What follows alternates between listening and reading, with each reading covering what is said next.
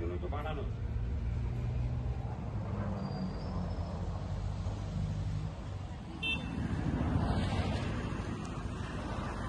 আপনার দোকান ভাঙা হয়েছে?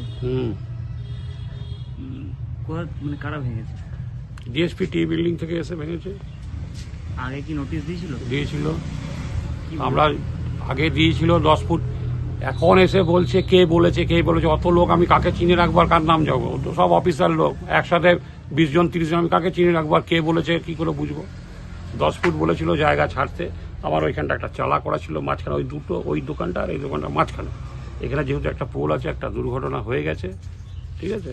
আজ মোটামুটি ধরুন আমাদের দোকান হয়ে গেল প্রায় 22-23 বছর হয়ে গেল। তো ডিএসপি থেকে নোটিশ দিয়ে গেছিলো, আমরা কিন্তু ক্লিয়ার করে দিয়েছি। আজকে এসে বলছে যে না, এটা আরও ভাঙতে হবে। আমরা বললাম সময় দিন, সময় ফামা কিচ্ছু হবে না, ওপর মহল থেকে এসছে, সেই জন্য আমাদের ভেঙে দিতে হবে। জেসিবি দিয়ে করলো মানে পুরো স্ট্রাকচারটা তো হিলে গেল আমার। আবার এই যে ঠাকুর ফাকুর আর 2 দিন পরে, মানে 1.5 মাস পরে ধরুন পুজো শুরু। এই যে ঠাকুর রয়েছে, শ্রাবণ মাসে মনসা আছে, এগুলো কিভাবে করব?